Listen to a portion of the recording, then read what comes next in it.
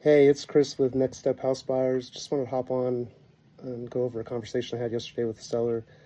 The lead came in, so I gave him a call, and he was explaining his previous experience because he's always had people calling him.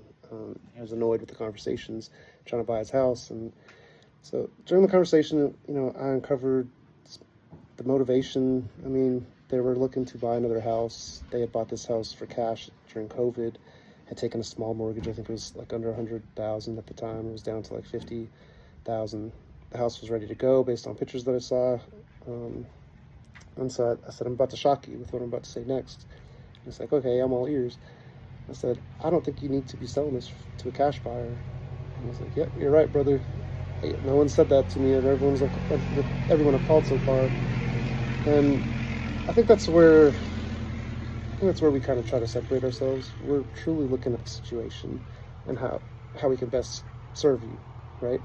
And selling a house that's ready to go, you're able to buy your next house without needing to sell this one.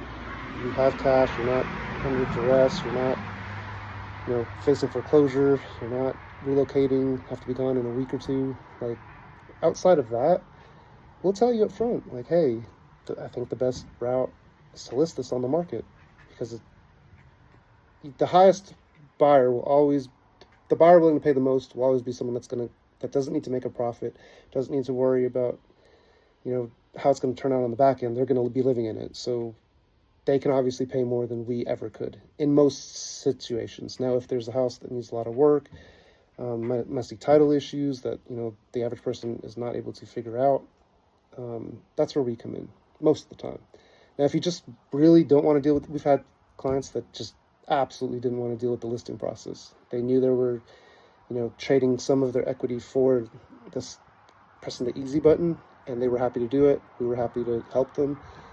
But most cash buyers are focused truly on just the numbers and what they can get the house for.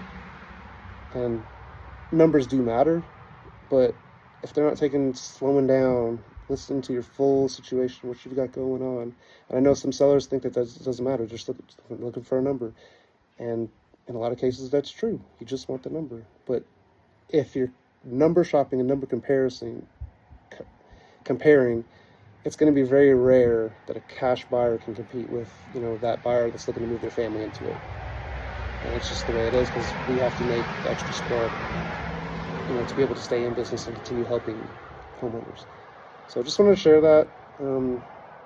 If you do decide you want to look into it, it might be for you.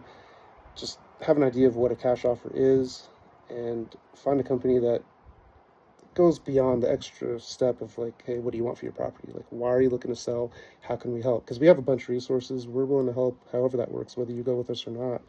We're always free to give guidance, and just based on the situations that we see in our course of work, we can probably at least point you in the right direction in most cases. But that's it.